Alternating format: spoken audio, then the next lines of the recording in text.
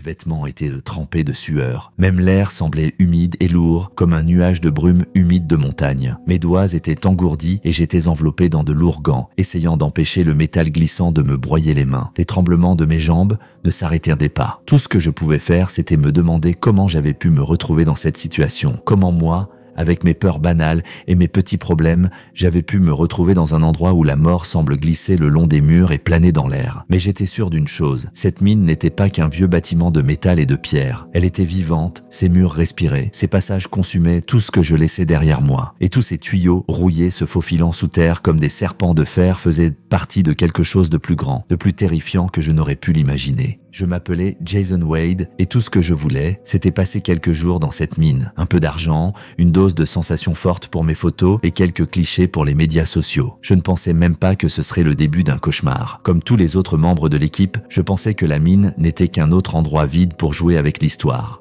Un endroit caché pour des temps oubliés. Cependant, lorsque nous nous sommes retrouvés dans ces profondeurs, nous étions trop loin pour faire demi-tour. La mine est abandonnée depuis le milieu des années 90. Au cours des dernières décennies, elle est devenue une destination bien connue de ceux qui recherchent une poussée d'adrénaline ou qui veulent te jouer dans un film de science-fiction. Nous avons entendu diverses histoires. Des gens partis à la recherche de métal et qui ont disparu, des bruits entendus dans les profondeurs et des mineurs qui ont disparu sans laisser de traces. Mais pour nous, ce n'était qu'une partie des légendes devenues populaires grâce à l'Internet. Je me suis dit, pourquoi pas? Mon objectif était simple, prendre des photos sympas et rentrer à la maison. Mais c'était avant d'entrer à l'intérieur. Avant notre arrivée, tout allait bien. Je travaillais comme simple indépendant, photographe et vidéaste. Il y avait suffisamment de travail, mais j'étais toujours à la recherche de quelque chose de plus, de l'adrénaline, une véritable aventure, pour prouver que je n'étais pas seulement un type avec un appareil photo dans les mains qui photographiait pour des fêtes. Sur l'Internet, je suis tombé sur un vieux message dans lequel les habitants signalaient que la mine était devenue une attraction touristique pour les plus courageux. Les messages effrayants avertissèrent du danger, mais ce genre de choses ne fait qu'accroître la curiosité. J'ai réuni une équipe. Kevin, Tina et Marc. Nous avons préparé notre équipement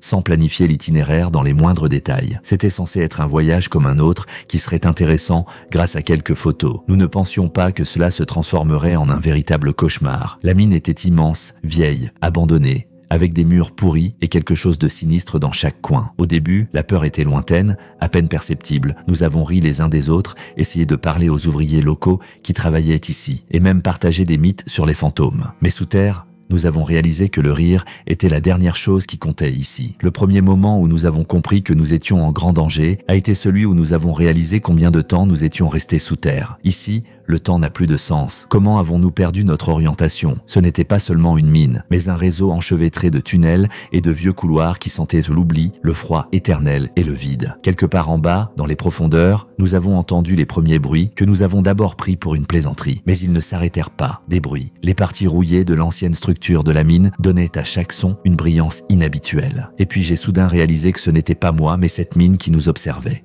Et nous avons commencé à aller de l'avant. Il y a quelques heures encore, nous riions et plaisantions. Les donjons de la mine semblaient mystérieux, mais nous les percevions comme faisant partie de cette mission. Nous nous sommes enfoncés de plus en plus profondément, traversant des couloirs qui n'avaient pas vu de pieds humains depuis longtemps. Soudain, je me suis rendu compte que le mouvement même de la mine était comme s'il avait une volonté propre. Chaque pas que nous faisions s'ajoutait au bruit, et chaque bruit nous plongeait plus profondément dans l'obscurité, ce qui nous donnait l'impression d'avoir plus froid, comme si la terre elle-même nous engloutissait. Le malaise s'est installé lorsque j'ai vu sur les murs quelque chose qui n'aurait pas dû s'y trouver. Il s'agissait de vieilles marques séchées qui ressemblaient à du sang, mais qui étaient trop vieilles pour être fraîches. Si seulement nous étions revenus à ce moment-là, si nous l'avions vu et que nous étions revenus, tout aurait été différent, mais nous ne l'avons pas fait. Au fond de nous voulions tous savoir ce qui se cachait vraiment ici, sous terre. Kevin et Tina ont été les premiers à paniquer. Ils sursautaient à chaque bruit, à chaque écho dans les tunnels, comme s'il s'agissait d'un danger réel. J'ai essayé de les calmer, sachant que si l'un d'entre nous commençait à abandonner maintenant,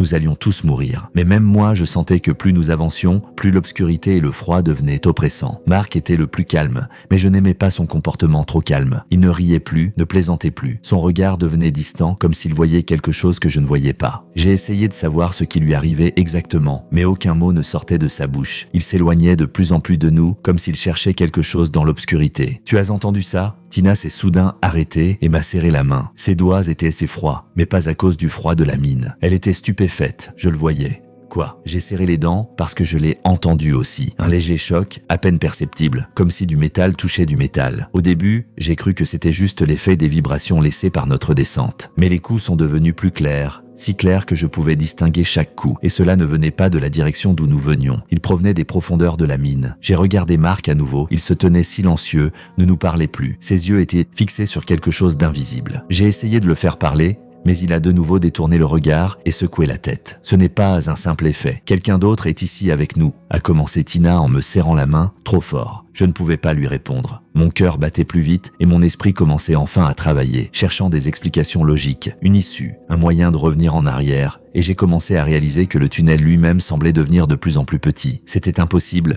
la mine ne devait pas être plus petite, mais nous sentions ses parois se rétrécir de plus en plus. Marc, revenons en arrière. Qu'est-ce que tu fais? J'ai essayé de m'approcher de lui, mais il n'a pas répondu. Je me suis rendu compte que nous avions déjà perdu le contact avec lui. Il regardait le mur et semblait concentré sur quelque chose que nous ne pouvions pas voir. Tina était de plus en plus nerveuse. Je n'arrivais plus à la calmer car je sentais que le sol commençait à se dérober sous mes pieds. J'ai regardé le couloir dans lequel nous marchions. C'était un vieux tunnel qui n'avait pas été utilisé depuis longtemps et maintenant que j'y regardais de plus près, je voyais quelque chose d'inexplicable. De petits morceaux de terre qui ne pouvaient pas être là auparavant étaient tombés sous nos pieds. Les ombres sur les murs ont commencé à prendre un aspect inhabituel. Elles devenaient plus dynamiques, se déplaçaient comme si elles étaient vivantes, et chaque pas se répercutait clairement dans le vide. Puis j'ai compris, nous étions piégés, la mine bougeait. Ce n'était pas seulement une structure oubliée, mais une partie de quelque chose de plus grand, d'inconnu et d'effrayant. Chaque pas que nous faisions nous enfonçait un peu plus, et les bruits devenaient plus fréquents. Ils tournaient autour de nous. Ils ont même commencé à nous poursuivre. Nous avancions lentement, comme si nous le sentions, mais le sentiment d'anxiété grandissait. Tina m'agrippait l'épaule, le visage pâle, les lèvres tremblantes. Je me suis tourné vers Marc, mais il n'a pas réagi. Quelque chose n'allait pas. Je sentais l'angoisse me gagner. Les souvenirs de ce que nous cherchions ici se transformaient en images cauchemardesques dans mon esprit. Quelle est-ce la suite? Qu'y avait-il dans l'obscurité qui nous entourait? Et quel était ce bruit de plus en plus fort? Était-ce la mine ou nous étions-nous égarés depuis longtemps dans quelque chose de plus dangereux? Je restais là, essayant de faire face à la panique qui commençait à envahir mes pensées. C'est peut-être à ce moment-là que j'ai compris que même si nous sortions, nous ne serions plus jamais les mêmes. À partir du moment où j'ai compris que la mine n'était plus une simple infrastructure, mais quelque chose de vivant, quelque chose qui m'absorbait et me contrôlait, tout a changé. Au début, ce n'était qu'une tentative de rationaliser mes sentiments, de tirer au moins une explication logique de ce qui s'était passé. Mais à chaque pas, à chaque inspiration de plus en plus difficile, j'ai commencé à comprendre qu'il n'y avait pas de retour en arrière possible. Les ombres qui tombaient sur les murs ne me semblaient pas familières. Elles ne se déplaçaient pas de manière régulière et statique, comme le faisaient les ombres de notre lumière. Elles se déplaçaient comme si elles étaient vivantes, sautant sur le côté, entrant en collision avec d'autres ombres. Elles semblaient grandir, s'étirer vers nous. Je ne pouvais plus cacher ma peur. Et si c'était plus qu'une mine abandonnée? Et si ces ombres étaient ce qui se cachait sous terre? Pendant les premières minutes, j'ai essayé d'ignorer tout cela, me forçant à avancer aussi vite que possible. J'ai commencé à regarder autour de moi nerveusement, entendant chacun de mes pas et cherchant à obtenir des réactions de la part des murs. J'avais beau essayer, je n'arrivais pas à me défaire de l'idée qu'à chaque pas, nous nous rapprochions de ce qui se cachait dans les profondeurs. J'ai perdu la notion du temps. Tout ce qui comptait, c'était le bruit qui ne s'arrêtait jamais et ces satanées ombres qui ne nous quittaient ou pas. La mine devenait de plus en plus étroite. Chaque virage, chaque couloir semblait mener à des ténèbres encore plus profondes. Et même s'il semblait que nous n'étions pas très loin de l'endroit où se trouvaient les restes de l'ancien système de ventilation, je n'arrivais plus à savoir s'il y avait une quelconque issue. Chaque couloir ressemblait au précédent, sans fin ni début. Il semblait que nous étions devenus une partie de ce monde, que nous en faisions partie intégrante. Et à chaque pas, nous avions de plus en plus l'impression que ce tunnel nous suivait, que nous ne faisions pas que marcher,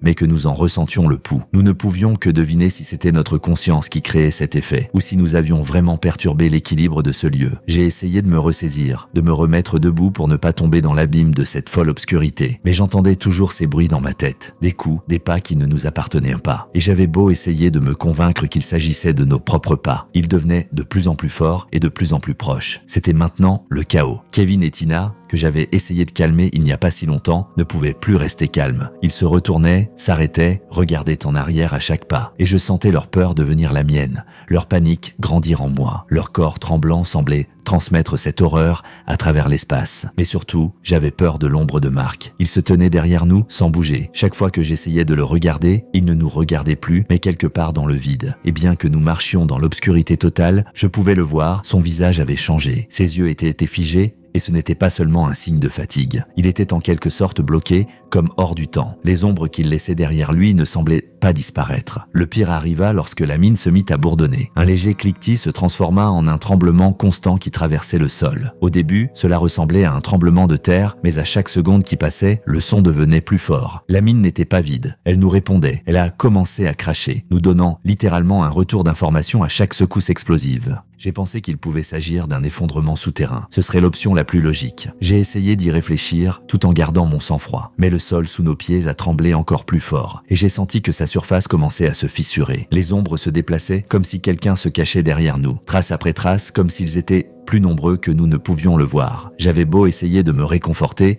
tout ce que je pouvais faire, c'était courir. Et ce n'était pas pour fuir quoi que ce soit en particulier, mais simplement parce qu'il me semblait impossible de rester immobile. À chaque pas, j'avais l'impression que nous étions suivis par une force invisible qui se déplaçait plus vite que nous. Et maintenant, chaque bruit, chaque coup, chaque contact avec les parois du souterrain devenait encore plus menaçant, comme si la mine se remplissait de quelque chose qui allait nous engloutir. C'était comme si c'était la dernière étape, et que même les ombres avaient leur propre but, nous détruire. Notre groupe n'était plus que des ombres, avançant dans un abîme sans espoir, et je ne pouvais pas savoir ce qui allait se passer ensuite, car l'horreur était déjà si profonde qu'il n'y avait plus de place pour s'échapper. Le sentiment que la mine ne se contentait pas d'attendre mais qu'elle réagissait activement à nos mouvements devenait insupportable. Chaque bouffée d'air, chaque pas, chaque bruit qui nous parvenait de l'obscurité prenait une telle importance que même mon cœur s'arrêtait de battre régulièrement. Ce n'était plus seulement un endroit où nous travaillions ou cherchions une issue, c'était un lieu vivant et malveillant qui nous haïssait et voulait nous engloutir. Les ombres qui semblaient auparavant de simples fantômes se déplaçaient maintenant non pas de manière chaotique mais de manière organisée, se rassemblant en groupe comme s'il s'agissait de communautés prêtes à nous engloutir. Nous avons tous commencé à sentir leur présence, sans aucun doute, mais ce qui était encore plus effrayant, c'est que nous ne pouvions plus comprendre ce qui était réel et ce qui ne l'était pas. Tout a commencé lorsque le sol s'est à nouveau mis à trembler. Il ne s'agissait pas d'un simple effondrement souterrain ou d'un processus naturel. C'était quelque chose de plus. La terre a commencé à émettre un son comme si une créature inconnue essayait de se libérer. Je pouvais sentir les fissures s'ouvrir sous mes pieds et il devenait plus difficile que jamais de respirer. Qu'est-ce que c'est? Quels sont ces sons? Chacun de nous a commencé à se demander. Mais je n'ai pas répondu. Je me suis contenté de courir, avec l'impression que mes jambes ne m'obéissaient plus. Je me battais pour chaque pas, chaque seconde. Mais je me suis rendu compte qu'il ne s'agissait plus seulement de fuir. Je me suis rendu compte que nous n'étions plus des invités dans la mine. Nous en faisions partie. Nous étions dans l'abîme. Kevin et Tina ne se contentaient au plus de paniquer. Ils criaient, mais leur voix était étouffée. Leurs cris sont devenus intermittents, comme si le sens de ces sons avait été perdu. Nous avons tous couru sans savoir où nous allions. La mine se déplaçait et nous en faisions partie. Chaque son y devenait une réponse, chaque pas un sentiment d'approfondissement. Ces ombres qui semblaient n'exister que dans notre imagination commencent à prendre forme. Elles se déplaçaient comme de sombres silhouettes humaines. Et le pire, c'est qu'elles savaient où nous étions. Elles ne se contentaient pas de nous poursuivre, elles nous trouvaient. La mine n'était manifestement pas une simple structure. Elle était devenue notre ennemi, et chacun de nous se sentait attaqué par quelque chose d'imprévisible et de cruel. Bientôt, je me suis rendu compte que Mark avait disparu. Je ne le voyais plus. Il n'était ni devant, ni derrière moi. Je suis parti à sa recherche, mais je n'ai pas tardé à me rendre compte que je perdais aussi le sens de la réalité. Je ne comprenais plus ce que je voyais, ce qui était réel et ce qui faisait partie d'un cauchemar. Nous semblions perdus, et même lorsque nous tenions encore ensemble, je sentais ce sentiment de vide nous envahir. Où sommes-nous? S'agit-il d'une mine ou d'une zone morte dans ma tête? L'obscurité était devenue un champ si dense que même ma respiration semblait restreinte, comme si j'étais à nouveau sous terre. À chaque pas, je perdais le sens de l'orientation. À travers le rideau noir, j'ai commencé à distinguer une faible lumière. Au début, cela ressemblait à de l'espoir. Mais plus je m'approchais, plus cette lumière prenait la forme de l'horreur. Ce n'était pas de la lumière, mais une illusion. Un brouillard qui se dissipait, accentuant le vide autour de moi. Je me suis rendu compte que non seulement nous étions dans la mine, mais que la mine elle-même nous éprouvait. Elle nous testait. Elle ne nous permettait pas de partir. J'ai alors réalisé que nous n'allions pas vers la sortie, mais vers la fin. L'idée qu'il ne s'agissait pas d'une simple catastrophe souterraine, mais de quelque chose de bien plus terrible, m'a fait comprendre que la mine voulait nous avaler. Et tout ce que nous faisons ne fait que nous en rapprocher. Des sons explosifs ont commencé à me déchirer de l'intérieur. J'ai essayé de fuir, mais je ne comprenais plus si je fuyais quelque chose de précis ou si je me fuyais moi-même. Il n'y avait plus rien de stable dans la mine, et quand j'ai décidé de me battre, j'ai senti les ténèbres se refermer, les ombres autour de moi s'étendre, m'encercler. Ce n'est que maintenant que j'ai compris que je ne pouvais pas leur échapper. Elles m'avaient rattrapé. Je ne sais pas combien de temps s'est écoulé, mais lorsque je suis revenu à moi, le sol ne tremblait plus et la lumière qui éclairait les ténèbres n'était plus aussi vive. Je n'arrivais pas à savoir si c'était vraiment de la lumière ou si mon esprit l'avait inventé comme un dernier espoir de salut. Je me suis réveillé au milieu d'un silence total. Au début, c'était le silence, mais il était différent du vide habituel de la mine. C'était un silence immobile et pesant qui s'installait dans mes oreilles, sourd et interdit. Il n'y avait pas un seul bruit, nulle part, pas de pas, pas de respiration, pas d'écho de nos mouvements. Il semblait que nous étions seuls dans cet abîme, que je ne pouvais plus percevoir comme un lieu. C'était une solitude qui me comprimait la poitrine. J'avançais, mais chaque pas était lourd, presque écrasant. La respiration devenait de plus en plus difficile. L'air était épais, avec une odeur désagréable rappelant l'humidité stagnante, mais il avait maintenant une teinte de quelque chose de plus fétide. Peut-être s'agissait-il d'une odeur de pourriture ou de quelque chose qui n'aurait jamais dû se trouver ici. Tout ce qui m'entourait semblait enveloppé d'une obscurité qui ne laissait plus passer la lumière. J'ai tourné la tête, mais Tina et Kevin n'étaient plus là. Ils étaient juste partis. Je sentais mon cœur battre dans ma gorge, comme si c'était la dernière indication que j'étais encore en vie, même si je ne comprenais pas pourquoi. Mes pensées s'envolaient, et la peur était si forte que je ne pouvais même pas dire si c'était une peur réelle ou si c'était mon cerveau qui me rendait folle. Je me suis arrêté. Qu'est-ce qui se passe ensuite? J'ai entendu un bruissement qui s'est progressivement amplifié. Ce n'était pas le bruit de mes pas, ni l'écho de la mine. C'était le bruit de quelqu'un ou de quelque chose qui rampait derrière moi. J'ai regardé autour de moi. Au début, je n'ai rien vu. Puis, au milieu de l'obscurité profonde, j'ai remarqué quelque chose qui ressemblait à un mouvement. Qu'est-ce que c'était? Non, c'était plus qu'une ombre. C'était une masse. Énorme, sombre, elle rampait comme un pétale de ténèbres en expansion, grandissant, s'approchant. Ce n'était pas un corps, c'était une chose vague, indescriptible, qui se déplaçait dans l'espace. J'ai senti ma peau se couvrir de sueur froide, mes jambes refusèrent de courir. Je n'avais ni la force, ni l'envie de courir. Je me suis arrêté, regardant ce qui approchait, et puis j'ai compris. Ce n'est pas une mine, ce ne sont pas des ombres, c'est une partie de moi. Une partie de nous tous. Nous sommes devenus une partie d'elle et elle est devenue une partie de nous. Les ombres ont disparu, se transformant en cette créature sombre et terrifiante qui vit dans notre peur. Nous n'avons pas eu le temps de nous demander si cela pouvait être réel. Elle était si réelle que je pouvais même sentir sa présence. Elle était là, juste à côté de moi. C'était un sentiment inquiétant, comme si chaque tournant, chaque pas faisait partie d'une mort que nous ne pouvions plus éviter. Que nous est-il arrivé? Pourquoi sommes-nous restés ici? J'ai essayé de me souvenir de tout ce qui s'était passé. Mais il n'y avait que le vide devant mes yeux et au lieu de la clarté, il n'y avait qu'un flou. J'ai fait le dernier pas et tout est devenu noir. Je ne sais pas combien de temps s'est écoulé lorsque je me suis réveillé. Le sol était froid, très froid. Mais pas seulement froid, il palpitait, comme s'il ne s'agissait pas d'un simple sol, mais d'un autre organisme qui continue à vivre après que nous ayons quitté ce monde. Je ne pouvais même pas me lever. Je ne savais pas si c'était fini, si j'étais encore en vie, si c'était mon dernier moment. Puis je l'ai entendu, le même son qui nous a fait commencer ce voyage qui semblait si ordinaire. Un son léger, des pas, et il se rapprochait. À chaque pas, je sentais mes forces revenir, comme si quelque chose que j'avais déjà perdu revenait. C'était des gens, quelqu'un avançait vers moi, je ne pouvais pas savoir si c'était mon esprit ou la réalité, mais je sentais que si ce n'était pas le salut, c'était au moins